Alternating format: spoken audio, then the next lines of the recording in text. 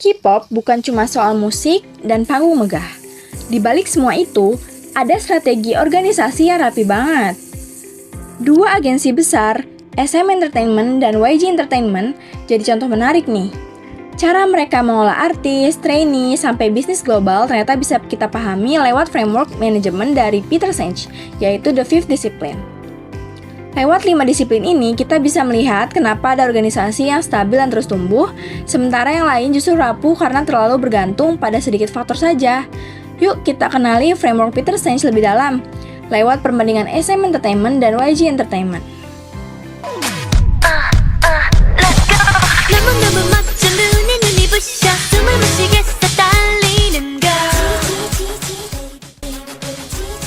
Kalau dengar kata K-pop, biasanya yang kebayang itu musik, dance, sama fandom yang heboh.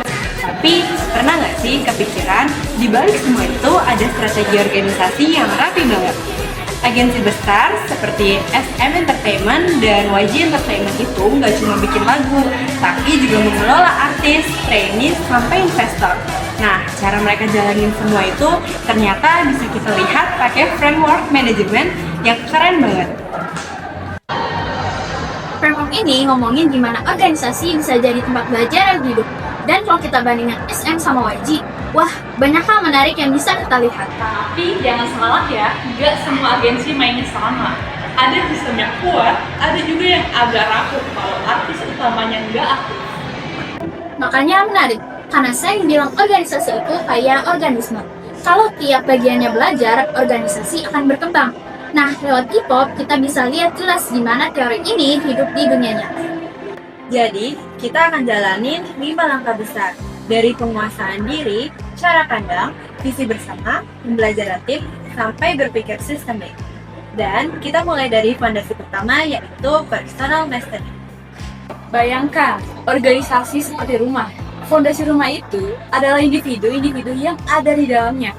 Nah, inilah yang disebut Peter Senge dengan istilah personal mastery. Artinya, penguasaan diri yang membuat individu terus belajar, punya visi, dan menjadi fondasi utama bagi kekuatan organisasi. Personal mastery pada dasarnya bukan hanya soal keterampilan teknis, lebih dalam dari itu. Ini adalah komitmen setiap orang untuk terus belajar, memperluas kapasitas diri, dan mengembangkan tujuan pribadi yang selaras dengan tujuan organisasi. Kalau setiap individu kuat, maka organisasi juga akan menjadi lebih stabil. Peter Senge menyebutkan, sebagai fondasi penting sebelum sebuah organisasi bisa disebut sebagai learning organization atau organisasi yang terus belajar dan beradaptasi. Kalau kita lihat SM Entertainment, mereka benar-benar berinvestasi pada individu. Seorang trainee bisa dilatih selama bertahun-tahun, bukan hanya vokal dan dance, tetapi juga public speaking, bahasa asing, bahkan etika profesional. Hasilnya terlihat nyata. Menurut laporan keuangan kuartal 4 tahun 2024, pendapatan SM Entertainment meningkat sekitar 18% secara tahunan. Peningkatan ini banyak ditopang oleh pipeline trainee yang konsisten melahirkan artis baru yang produktif, konser berskala internasional, dan penjualan merchandise yang terus tumbuh. Sedangkan YG Entertainment berbeda. Mereka memang punya superstar global seperti Blackpink, tapi terlalu bergantung pada 1 atau 2 artis besar saja. Akibatnya, saat artis itu vakum atau jarang merilis karya, pendapatan perusahaan ikut turun. Menurut laporan keuangan tahun penuh tahun 2024, pendapatan YG Entertainment justru menurun sekitar 15% secara tahunan. Nah, ini menunjukkan risiko ketika organisasi tidak cukup berinvestasi pada pengembangan individu secara berlapis. Jadi, SM Entertainment membuktikan bahwa melatih individu sejak awal dan dalam jangka panjang bisa membuat organisasi lebih stabil. Sedangkan YG Entertainment, meskipun punya superstar global, ternyata lebih rapuh jika terlalu bergantung pada segelintir orang. Dan ini inti dari personal mastery. Bukan hanya tentang keterampilan individu, tetapi akumulasi kualitas setiap orang yang menjadi fondasi ketahanan dari sebuah organisasi. Fondasi ini akan terlihat semakin jelas kalau kita masuk ke disiplin kedua, mental models, atau bagaimana organisasi memandang dan memahami dunia. Kalau personal mastery fondasi, maka disiplin kedua adalah mental models. Ini ibarat kacamata yang kita pakai untuk melihat dunia. kacamata bening, arah organisasinya jadi jelas. Tapi kalau kurang atau sempit, arah organisasinya bisa. Peter Senge menjelaskan mental model sebagai asumsi, keyakinan, atau cara pandang yang mengarahkan keputusan organisasi. Masalahnya, banyak organisasi tidak sadar bahwa pola pikir mereka sedang batasi perkembangan. Jadi, keberhasilan organisasi seringkali ditentukan oleh seberapa berani mereka memperbarui cara pandang terhadap pasar, teknologi, dan budaya. SM Entertainment punya mental model yang visioner. Mereka melihat industri hiburan bukan hanya soal musik, tapi juga ekosistem. Contohnya, konsep SM Culture Universe dan strategi multi-vendor lewat MCT, S+, sampai Super M. Mereka juga berinvestasi pada tren global, sehingga brand mereka diterima di banyak negara. Pola pikir inilah yang membuat SM Entertainment bisa menambah sumber pendapatan dari berbagai lini, mulai konser, merchandise, sampai atas produksi. Sebaliknya, YG Entertainment cenderung konservatif. Mereka lebih mengandalkan pola pikir kalau sudah ada superstar itu cukup. Akhirnya, rilis album jadi jarang dan proyek baru minim. Padahal menurut laporan pasar hiburan Korea 2024, pola konsumsi fans semakin menuntut konten cepat dan berkelanjutan. Pola pikir yang terlalu sedikit membuat YG kehilangan momentum, meskipun masih punya akses global. Jadi, cara pandang itu menentukan arti. SM Entertainment membuka diri dengan model bisnis yang jelas dan rajin inovasi. Sementara YG Entertainment lebih terjebak pada pola pikir yang lama, yang terlalu bergantung pada segelintir artisnya. Dan inilah makna mental model dalam kerangka Peter Senge. Kalau organisasi tidak berani menentang cara pandang lamanya, mereka bisa tertinggal meskipun punya aset yang besar. Sedangkan organisasi yang mau memperbarui pola pikirnya justru bisa terus relevan dan bertumbuh. Dari sini kita bisa lanjut ke disiplin yang ketiga, shared vision, yaitu bagaimana mimpi bersama bisa mengikat semua individu dalam organisasi. Kalau mental models itu kacamata, maka disiplin berikutnya adalah shared vision. Ini ibarat peta perjalanan tim. Kalau semua orang punya arah yang sama, langkah jadi lebih cepat dan solid. Tapi kalau visinya sempit, hanya sebagian yang bisa ikut berjalan. Peter Senge menjelaskan shared vision sebagai mimpi bersama yang membuat orang termotivasi. Bukan karena dipaksa, tapi karena mereka merasa bagian dari sesuatu yang lebih besar. Shared vision itu bisa inklusif, melibatkan banyak orang atau eksklusif, hanya berputar di lingkaran kecil. Bedanya, visi inklusif biasanya bikin organisasi lebih adaptif dan tahan lama. SM Entertainment punya visi yang inklusif. Lewat konsep NCT, mereka menciptakan sistem terbuka dengan lebih dari 23 anggota yang bisa terus bertambah. Artinya, visi mereka adalah K-pop tanpa batas negara. Fans dari berbagai negara bisa merasa terwakili. Dengan visi sebesar ini, SM bisa membangun keterlibatan fans global dan memperkuat ekosistemnya. YG Entertainment juga punya visi global, tetapi cenderung eksklusif. Contohnya lewat Blackpink. Visi mereka terbukti kuat karena Born Pink Tour berhasil mencetak pendapatan sekitar 260 juta US dollar, salah satu tour girl group terbesar sepanjang sejarah. Tapi visinya terlalu berpusat pada sedikit artis saja. Jadi, ketika fokus pada satu grup, sulit bagi fans baru atau trainee baru untuk ikut merasa bagian dari visi yang besar itu. Jadi, perbedaan jelas terlihat. SM Entertainment mengajak semua orang untuk ikut dalam visi besar mereka, sementara YG Entertainment membangun visi kuat tapi eksklusif. Dan inilah pelajaran penting dari share vision. Visi yang inklusif bisa memperluas partisipasi, memperkuat komunitas, dan bikin organisasi lebih tahan lama.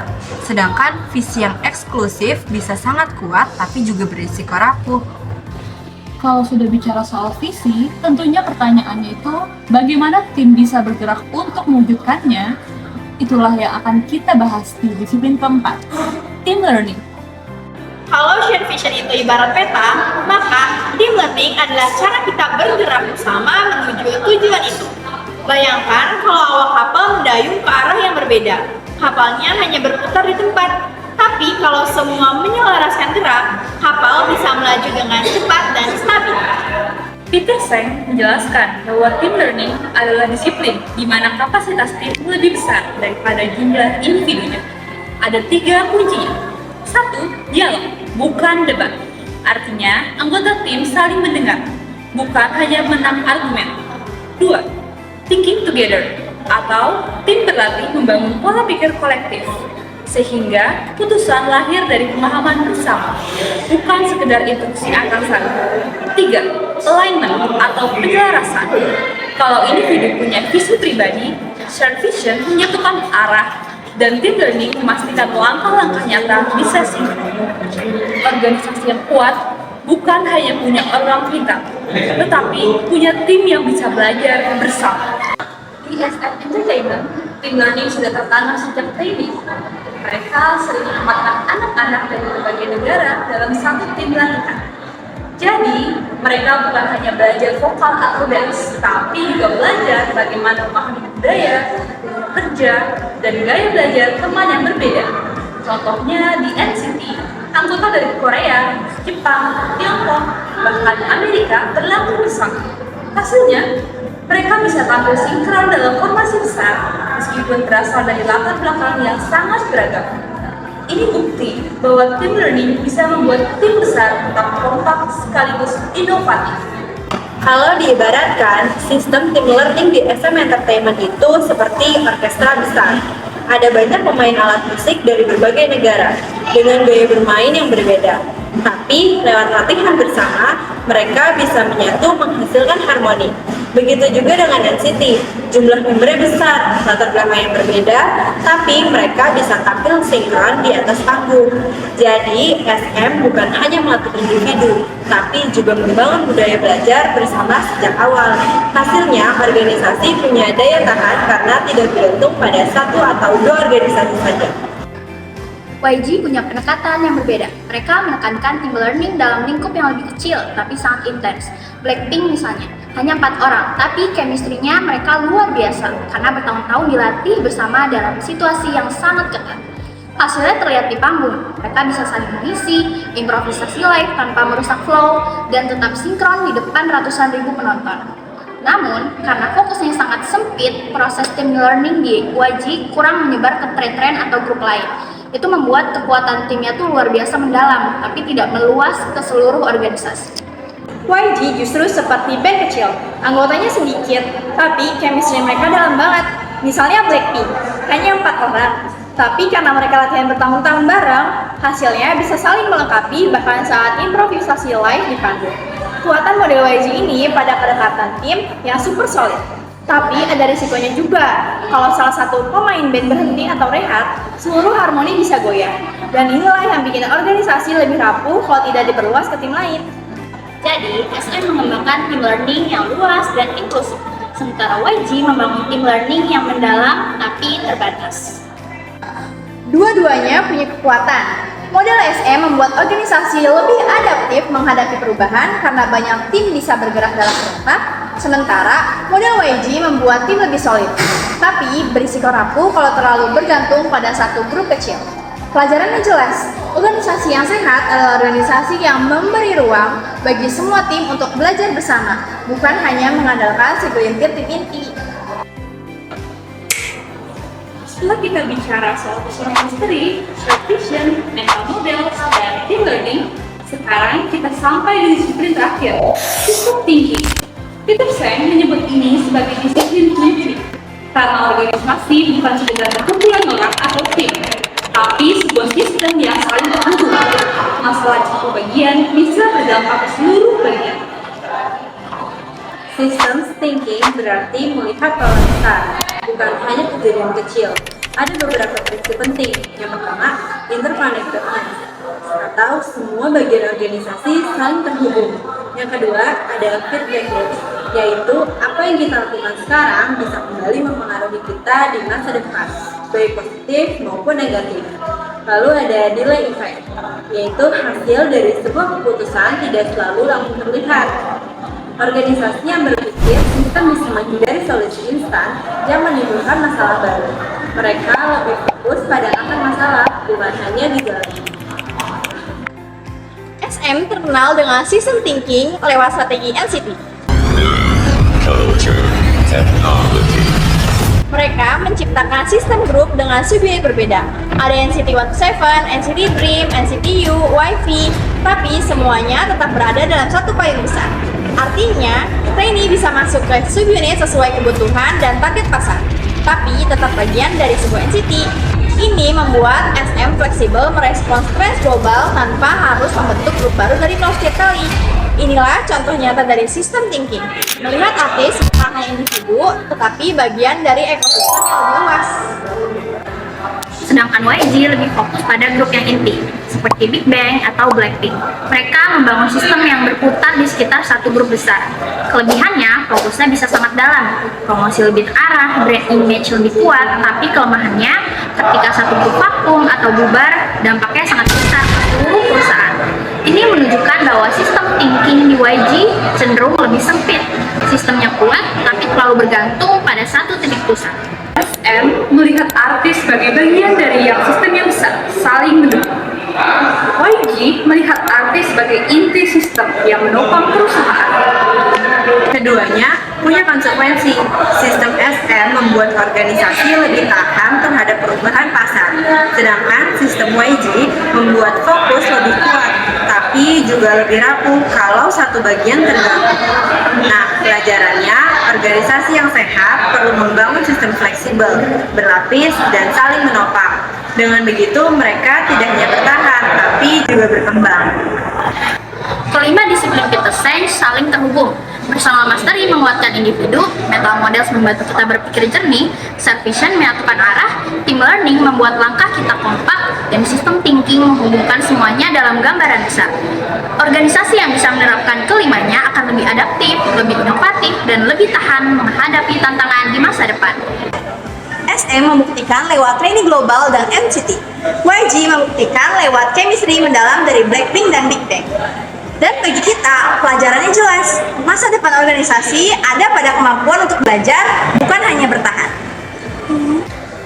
Dari perjalanan kita tadi, kita sudah melihat bagaimana 5 disiplin belajar ala organisasi Peter Senge bisa membuka cara pandang baru.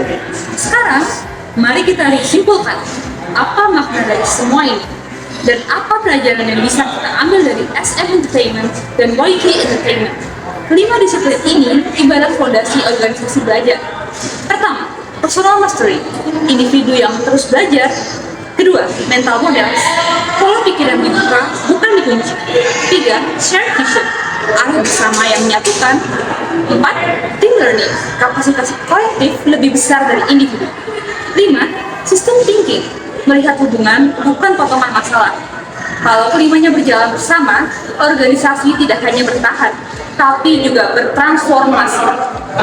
SM Entertainment bisa jadi contoh bagaimana disiplin ini membentuk ekosistem yang kuat.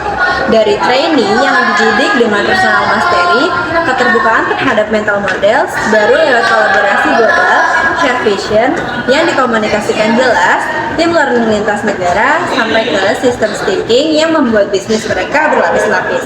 Buktinya, pada tahun 2024, mereka mencatat pertumbuhan pendapatan bertambah 18% dari tahun ke tahun, bahkan saat pasar global K-pop semakin kompetitif. Sedangkan YG Entertainment memperlihatkan sisi lain. Mereka kuat di team learning dalam grup kecil seperti Blackpink dan punya self vision yang solid di lingkup artis top. Tapi kurangnya sistem thinking membuat mereka rapuh. Tahun 2024 mereka mencatat kerugian operasional 20,5 miliar Korean won, meskipun Blackpink mendominasi panggung dunia. Artinya, kalau hanya mengandalkan satu titik dalam sistem, organisasi mudah goyah. Jadi, SM memperlihatkan kekuatan organisasi belajar yang menyeluruh, sedangkan YG menunjukkan risiko jika terlalu bergantung pada satu bagian sistem. Pelajaran besarnya yaitu, organisasi belajar bukan soal teori semata. Ini nyata dan berdampak pada hasil. Siapapun kita, perusahaan, komunitas, bahkan individu bisa lebih tangguh kalau menerapkan kelima disiplin ini secara seimbang. Inilah kuncinya. Di dunia yang berubah cepat, organisasi yang belajar adalah organisasi yang bertahan. SM dan YG hanyalah contoh, tapi pelajarannya bisa kita terapkan di mana saja. Terima kasih sudah mengikuti perjalanan 5 disiplin Senge bersama kami. Ingat, learning organization bukan hanya tentang sukses hari ini, tapi juga tentang masa depan yang berkelanjutan.